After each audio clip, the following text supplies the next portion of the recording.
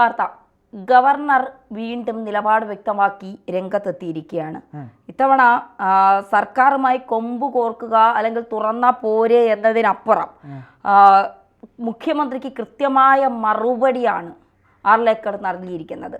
ആരിഫ് മുഹമ്മദ് ഖാനെ പോലെ അല്ല, അദ്ദേഹം പെട്ടെന്ന് ദേഷ്യം വരുന്ന പ്രതികരിക്കുന്ന ഒക്കെ ഒരാളാണ്. പക്ഷേ ഇപ്പോഴത്തെ ഗവർണർ രാജേന്ദ്ര വിശ്വനാഥ് ആർലേക്കർ കൃത്യമായി മറുപടി പറഞ്ഞുകൊണ്ടാണ് സർക്കാരിനെ നേരിടുന്നത് എന്നുള്ളതാണ്.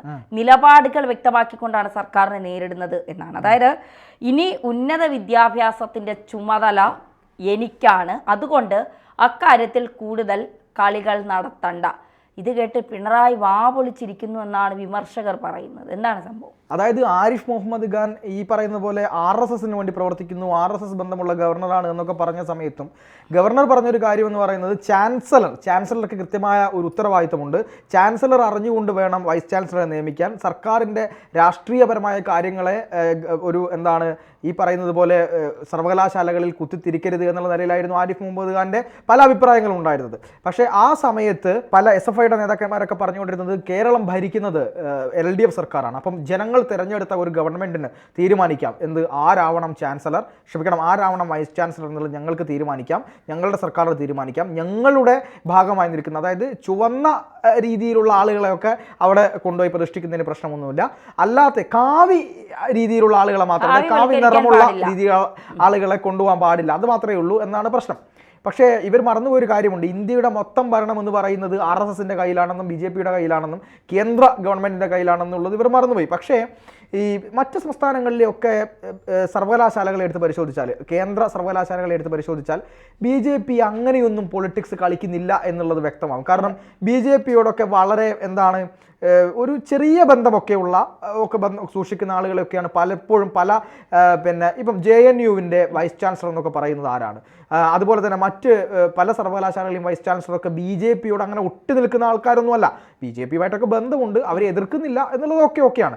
പക്ഷേ CPM ചെയ്യുന്നത് പോലെ CPM പറയുന്നത് എന്തും ഒപ്പിട്ട് കൊടുക്കുന്ന ആളുകളെയൊന്നുമല്ല കേന്ദ്രം പലപ്പോഴും എന്താക്കാറുള്ളത്, വൈസ് ചാൻസലർ ആക്കാറുള്ളത്. പക്ഷെ ഇവിടെ നേരെ തിരിച്ചായിരുന്നു. ഇവിടെ വലിയ നിയമ പോരാട്ടങ്ങൾ നടന്നു. ചാൻസലറുടെ ഇഷ്ടത്തിന് ഈ പറയുന്ന സർവകലാശാലകളിൽ ആളുകളെ തിരികെ കയറ്റുകയാണ്. മോഹനൻ കുന്നുമ്മലെ പോലുള്ള ആളുകളെ VC ആയി നിയമിച്ചതിനെതിരെ SFI വലിയ പ്രതിഷേധങ്ങൾ സംഘടിപ്പിക്കുന്നു. ഗവർണർ വൈസ് ചാൻസലർ ആക്കിയിട്ടുള്ള ഒരു സിസ തോമസ് എന്ന് പറയുന്ന പ്രൊഫസർ, അവർക്ക് പെൻഷൻ പോലും കൊടുക്കാതെ കേരള ഗവൺമെൻറ് അവരോട് പക പൊക്കിക്കൊണ്ടിരിക്കുകയാണ്. സർക്കാർ ഹൈക്കോടതിയും സുപ്രീം കോടതിയും പറഞ്ഞു അവർക്ക് ആനുകൂല്യങ്ങൾ കൊടുക്കാൻ വേണ്ടി പറഞ്ഞിട്ട് ഇപ്പോഴും അത് സർക്കാർ കൊടുത്തോ എന്ന കാര്യത്തിൽ എനിക്ക് സംശയമുണ്ട്. ഇങ്ങനെയൊക്കെ നിൽക്കുമ്പോൾ അന്നേ പറഞ്ഞിരുന്നു ഇതിന്, അതായത് സർവകലാശാലകൾക്ക് ഫണ്ട് കൊടുക്കുന്നത്, സർവകലാശാലകൾ നിന്ന് പോകുന്നത് അതൊക്കെ ഒരു ചട്ടത്തിൻ്റെ ചട്ടക്കൂടിനുള്ളിൽ നിന്നുകൊണ്ടാണ്. ആ ചട്ടം രൂപീകരിച്ചിരിക്കുന്നത് UGC ആണ്. UGCയുടെ കീഴിലാണ് ഈ പറയുന്ന സർവകലാശാലകളെല്ലാം. ഇല്ലെങ്കിൽ UGCയിൽ നിന്ന് വ്യത്യസ്തമായി സ്വതന്ത്രമായി നിൽക്കേണ്ടി വരും. UGC അംഗീകാരമില്ലാതെ ഇന്ത്യയിലെ മറ്റ് സംസ്ഥാനങ്ങളിലോ പുറത്തേക്കോ ഒന്നും ഈ സർവകലാശാലകളിൽ പഠിച്ചത് കൊണ്ട് പോകാൻ വേണ്ടി കഴിയില്ല. അതൊരു വലിയ കാര്യമാണ്. അപ്പോൾ UGC കൃത്യമായി തീരുമാനിക്കുന്നു ഇനി മുതൽ UGCക്ക് തീരുമാനിക്കാം ഈ വൈസ് ചാൻസലർ ആരാവണമെന്നത്, അദ്ദേഹത്തെ ആര് തിരഞ്ഞെടുക്കണമെന്നത് UGCക്ക് തീരുമാനിക്കാമെന്നൊരു നിയമം വരുന്നു. അങ്ങനെ അതിൻ്റെ ആ ഒരു ഇളവിൻ്റെ അല്ലെങ്കിൽ ആ ഒരു ലൂപ്പ് ഹോളിൽ കയറി പിടിച്ചുകൊണ്ട് കൃത്യമായി ആരിഫ് മുഹമ്മദ് ഖാനുമായുള്ള സംസ്ഥാന സർക്കാരിൻ്റെ യുദ്ധപ്രഖ്യാപനത്തിൽ കേന്ദ്ര സർക്കാർ കൃത്യമായി ഇടപെട്ട് UGCയോട് ആവശ്യപ്പെടുകയാണ്, നിങ്ങൾ ഇത്തരത്തിലൊരു കാര്യങ്ങൾ ചെയ്യണം. തീർച്ചയായിട്ടും ഈ പറയുന്ന പോലെ കേന്ദ്രത്തിൻ്റെ ഒരു അറിവില്ലാതെ UGC ഇത്തരത്തിൽ തീരുമാനം എടുക്കില്ലല്ലോ. അപ്പോൾ UGC പറഞ്ഞിരിക്കുന്നു ഗവർണർമാരാണ് ഇനി ചാൻസലർമാരാവേണ്ടത്, ചാൻസലർമാരാണ് ഇനി എന്ത് തീരുമാനിക്കേണ്ടത്, ഈ പറയുന്നത് പോലെ വൈസ് ചാൻസലറെ തീരുമാനിക്കേണ്ടത്. ഇവിടെ നിങ്ങളുടെ ഒരു തരത്തിലുള്ള രാഷ്ട്രീയ കളിയും നടക്കില്ല എന്ന് കൃത്യമായി പറഞ്ഞിരിക്കുന്നു. അതുകൊണ്ട് തന്നെ ഇനി മുതൽ UGC അപ്രൂവലുള്ള എല്ലാ സർവകലാശാലകളിലും വൈസ് ചാൻസലറെ നിയമിക്കുന്നത് ഗവർണറായിരിക്കും. അതുകൊണ്ട് ഈ പറയുന്ന മുഖ്യമന്ത്രിയോട് പറഞ്ഞിരിക്കുന്നു, നിങ്ങൾ നിങ്ങളുടെ കാര്യം നോക്കിക്കോളൂ, ഞങ്ങൾക്കറിയാം എന്ത് ചെയ്യണമെന്ന്. ഞാനാണ് ഈ പറയുന്ന ഉന്നത വിദ്യാഭ്യാസത്തിൻ്റെ ചുമതല എനിക്കാണെങ്കിൽ അവിടെ എന്ത് തീരുമാനിക്കണമെന്നുള്ളത് എനിക്കറിയാം.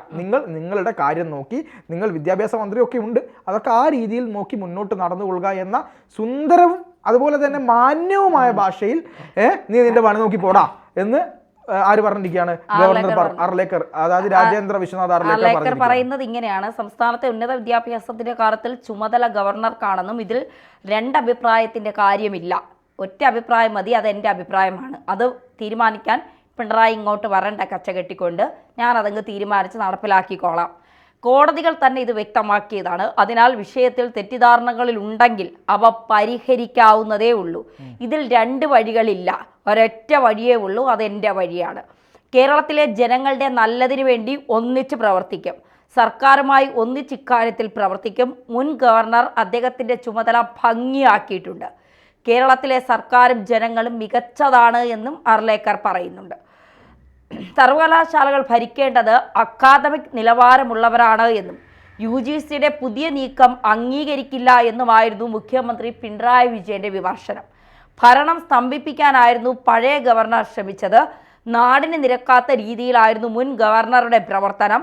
രാഷ്ട്രീയ ലക്ഷ്യത്തോടെയായിരുന്നു നീക്കങ്ങൾ.